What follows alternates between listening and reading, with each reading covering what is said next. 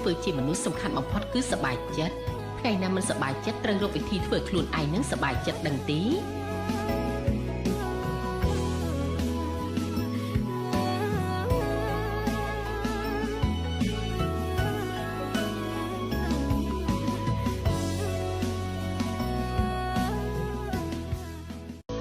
ធ្វើជាមនុស្សសំខាន់បំផុតគឺសប្បាយចិត្តថ្ងៃណាមិនសប្បាយចិត្តត្រូវរកវិធីធ្វើខ្លួនឯងនឹងសប្បាយចិត្តដឹងទេ